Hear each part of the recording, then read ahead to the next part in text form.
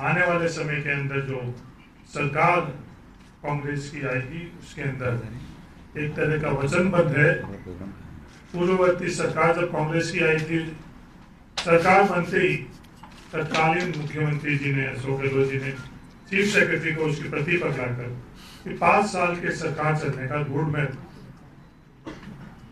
ये घोषणा पत्र रहेगा, उस स्तर पर ही आने वाले सरकार के अंदर घोषणा पत्र आधार रहेगा सरकार का काम करना। तो मैं निवेदन करना चाहता हूं सचिन पायलट जी। साथियों, कांग्रेस पार्टी ने हरी जी बता रहे हैं, पहली बार एक कोशिश करी कि न सिर्फ कांग्रेस पार्टी के नेताओं कार्यकर्ताओं का, लेकिन आम जनता का जो कांग्रेस से उम्मीदें हैं, अगली सरकार से जो उम्मीदें हैं, उनके लिए हम लोग मल्टीपल प्लेटफॉर्म से लोगों के सुझाव लें। सोशल मीडिया से, SMS से, ईमेल से, व्हाट्सएप से हम लोगों ने ऐसा कहा लगभग 2 लाख सुझाव प्रदेश के अलग अलग कोनों से आए हैं। और ये जन घोषणा पत्र का हमने संज्ञा इसलिए दी है क्योंकि ये सिर्फ कांग्रेस की ही सोच नहीं है, इसमें राजस्थान के आम नागरिक की जो सोच है वो जुड़ी हुई है। और जैसा कि आप जानते हैं कि भाजपा ने भी एक और अपना घोषणा पत्र जारी किया। मुझे बड़ा आश्चर्य हुआ क्योंकि राजस्थान में सरकार बीजेपी की रही, 5 साल केंद्र की सरकार रही। पहले तो भारतीय जनता पार्टी को अपने 5 साल की जो विफलताएं थीं, जो वादे पिछली बार किए थे, जो पूरा नहीं कर पाए, उसके लिए माफ़ी मांगनी चाहिए थी, प्रायश्चित करना चाहिए था और उसके बाद अपनी आगे की बात बोलते। बहुत सारे वादे उन्होंने किए हैं, लेकिन आप जानते हो जो पार्टी 15 लाख रुपए खाते में जमा कराने की बात बोल चुकी है और 4 नए पैसे किसी खाते में आए नहीं, आज वो भत्ता देने की बात करती है। 5 साल तक लोगों को बेरोजगार रखा, लाठियां चलाई, उनको भला बुरा कहा गया और आज नौजवानों को वो मासिक भत्ता देने की बात कर रहे हैं। हम लोगों ने अपना घोषणा पत्र बहुत अध्ययन करने के बाद, चर्चा करने के बाद प्रस्तुत किया है और जैसा कांग्रेस अध्यक्ष राहुल गांधी जी बोल चुके हैं और हमारे मैनिफेस्टो में भी आज हम लोग कह रहे हैं कि किसानों का जो कर्जा है उसको कांग्रेस पार्टी माफ़ करेगी और एक नई शुरुआत करने का मौका हमारे किसानों को राजस्थान में मिलेगा। हम लोगों ने मैनिफेस्टो में ये भी लिखा है कि हम जो महिलाएं हैं राजस्थान प्रदेश में, जो लड़की पैदा होगी उसके पैदा होने तक और जब तक वो पढ़ाई करना चाहे, सारी पढ़ाई उसकी मुफ्त होगी, निःशुल्क होगी। महिलाओं को प्रोत्साहित करने के लिए पढ़ाई में आगे और आएँ। राजस्थान संभवतः शायद पहला प्रदेश होगा जहां महिलाओं की सारी एजुकेशन राजस्थान सरकार वहन करेगी। हम लोगों ने इसमें राइट टू हेल्थ का मेंशन भी किया है, डिटेल्स मैनिफेस्टो में आपको मिलेंगी। हम लोगों ने इस बात का भी विवरण रखा है कि किसान बहुत सी उम्मीद रखता है और कृषि लाभदायक हो नहीं रही, विशेष रूप से जब किसान की थोड़ी उम्र बढ़ जाती है। तो हम लोगों ने वृद्ध किसानों के लिए पेंशन का प्रावधान अपने मैनिफेस्टो में हमने शामिल किया है। हमने GST के बाहर जो कृषि के उपकरण हैं, ट्रैक्टर आदि, हम चाहते हैं कि किसान को राहत मिले और हम सिफारिश करेंगे और ये करेंगे कि GST के बाहर लेकर आएँ जो कृषि के उपकरण हैं, विशेष रूप से जो इम्प्लीमेंट्स हम लोग खेती के लिए यूज़ करते हैं, क्योंकि किसानों को सबसे ज़्यादा चौतरफा मार पड़ी है भाजपा के शासन में। मोदी साहब और मुख्यमंत्री जी बड़े बड़े भाषण देते हैं, लेकिन यथास्थिति बनी हुई है और आर्थिक संकट और एग्रीकल्चरल क्राइसिस जो है राजस्थान में वो सबसे ज़्यादा हो चुका है और उनको राहत देने के लिए हम लोगों ने कुछ प्रावधान अपने बजट में रखे हैं। बहुत सारे अन्य बिंदु हैं। गोचर भूमि का हम बोर्ड बनाना चाहते हैं। अतिक्रमण होता है गोचर भूमि के ऊपर, विवाद होता है, लिटिगेशन में फंस जाता है, तो हम चाहते हैं बोर्ड बनाकर उस समस्या का समाधान हम कर सकें। जो हमारे नौजवान हैं जो नौकरियों के लिए एग्जामिनेशन देने के लिए आते हैं सेंटर्स पर, हमने मैनिफेस्टो में कहा है कि जो नौजवान अपने एडमिशन कार्ड्स लेकर आएंगे उनके लिए जितना भी ट्रैवल है वो हम फ्री कराएंगे ताकि नौजवान अलग अलग सेंटर्स में जाके अपना एग्ज़ाम दे सकें। एक अकाउंटेबिलिटी बिल, उसका भी प्रावधान रखा गया है कि सरकार से जो डॉक्यूमेंट्स, जो NOCs, जो परमिशंस, जो भी चाहिए आम नागरिक को, वो विद इन 30 डेज सरकार उसको देगी। अकाउंटेबिलिटी बिल का हमने प्रावधान रखा है। राइट टू हेल्थ की बात हम लोगों ने करी है। जो सैंक्शन पोस्ट हैं उनको अतिशीघ्र भरने का संकल्प हमारे घोषणा पत्र में लिखा गया है। और एक सोच कांग्रेस पार्टी की है, सुझाव भी आया, मैं समझता हूँ बड़ा प्रैक्टिकल है, कि जो हमारे कॉलेजेस यूनिवर्सिटीज़ में करिकुलम है, जो डिप्लोमाज हैं, जो डिग्रीज़ हैं, उसको हमें अलाइन करना पड़ेगा इंडस्ट्री की डिमांड क्या है। जो कॉर्पोरेट सेक्टर है, जो लोग इंडस्ट्री और मैन्युफैक्चरिंग या आदि कंपनीज हैं, वो लोग किस प्रकार के लोगों के अंदर टैलेंट चाहते हैं। हम लोग करिकुलम कोई पढ़ा रहे हैं, कोर्स कोई पढ़ा रहे हैं, और डिमांड किसी और तरह के नौजवानों की ट्रेनिंग की है। अक्सर कंपनीज हायर करने के बाद फिर रिट्रेनिंग करती हैं। तो जॉब क्रिएशन के लिए, ऑन कैंपस रिक्रूटमेंट बढ़ाने के लिए कंपनीज, एकेडमिक इंस्टीट्यूशंस और कॉर्पोरेट सेक्टर का हम लोग चाहते हैं एक बैठ के मिश्रण हो, ताकि अलाइन कर सकें। डिमांड बेस्ड करिकुलम और एकेडमिक कोर्सेज हम लोग तैयार करवाएं। घोषणा पत्र के अंदर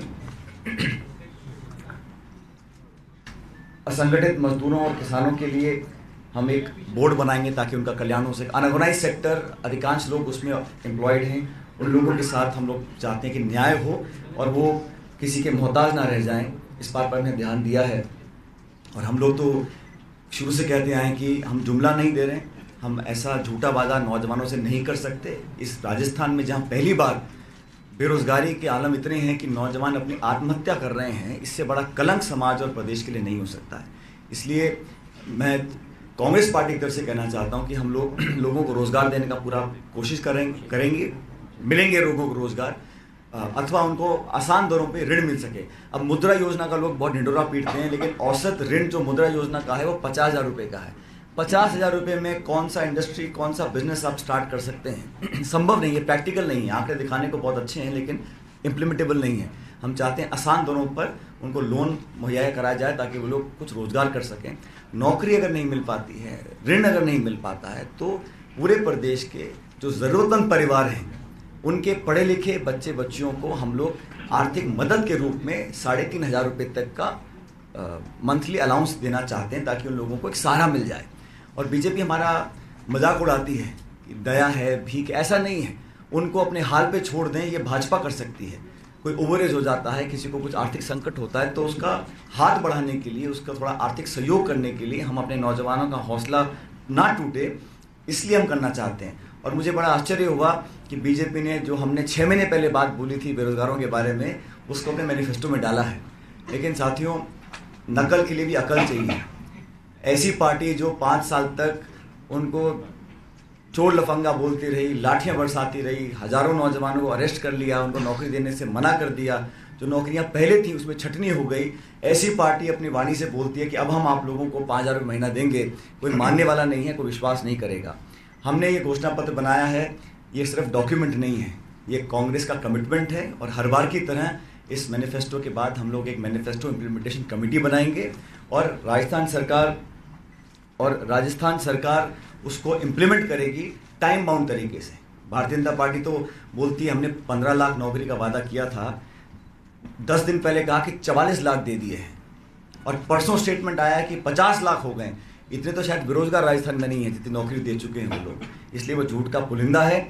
हम लोग सारे काम जो हम लिख रहे हैं उसको टाइम बाउंड तरीके से, पूरी कन्विक्शन से, पूरी शिद्दत से करेंगे। और मुझे बड़ा आश्चर्य है कि अखबारों में आज लिखा है कि राजस्थान में अगर सरकार कांग्रेस की बनेगी तो सेंट्रल गवर्नमेंट से खिंचाव होगा, टकराव होगा। ये फेडरल पॉलिटिक्स के बिल्कुल विपरीत है। पार्टी किसी सरकार में, किसी राज्य में, किसी की बने, लेकिन गवर्नमेंट ऑफ इंडिया का एटीट्यूड ये है, मतलब हार से घबरा गए, बौखला गए, अभी से बोल रहे हैं अगर कांग्रेस का राज बनेगा तो टकराव और खिंचाव होगा सेंटर से। ऐसा नहीं है। मनमोहन सिंह जी प्रधानमंत्री रहे तो किसी पार्टी की राज्य में किसी की भी सरकार हो, एक बिना पक्षपात के, बिना भेदभाव के हम लोगों ने काम किया था। वो फेडरल सेंस ऑफ पॉलिटिक्स प्रधानमंत्री जी और केंद्र सरकार को भी रखनी चाहिए। मैंने कुछ बिंदुओं पर प्रकाश डाला है। मैं रिक्वेस्ट करूंगा अशोक गहलोत साहब से, वो भी बात करें।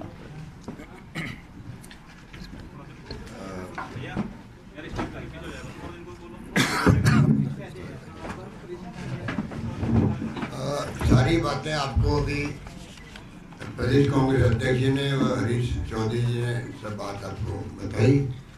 मैं समझता हूँ कि बाकी दाव मैन्युफैक्चर पूरे पढ़ेंगे तो आपको कई पॉइंट से मिलेंगे जो अपना महत्व रखते हैं।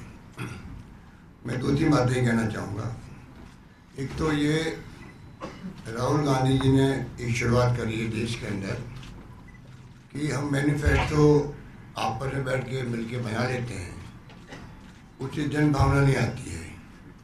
तो क्यों नहीं हम खुद जाएं जिलों के अंदर, अलग अलग वर्गों के अंदर, किसान क्या चाहता है, मजदूर क्या चाहता है, इंडस्ट्री क्या चाहती है, ट्रेड क्या चाहता है, मछुआरे क्या चाहते हैं, रेडी वाले क्या चाहते हैं, कूली क्या चाहते हैं। तो उन्होंने सबको भेजना शुरू किया।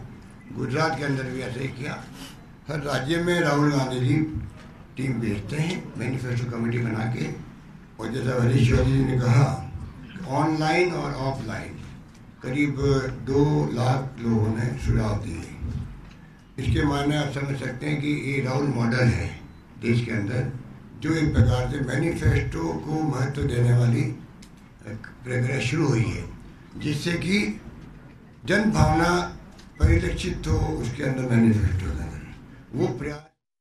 तो राजस्थान में कांग्रेस का घोषणा पत्र जारी हो चुका है। अशोक गहलोत को आप सुन रहे थे। खास बातें घोषणा पत्र की आपको बताते हैं। असंगठित मजदूरों के कल्याण के लिए बोर्ड है, साथ ही बच्चियों की पैदाइश से लेकर के उनकी पढ़ाई मुफ्त होगी, ये वादा किया गया है राजस्थान कांग्रेस की तरफ से।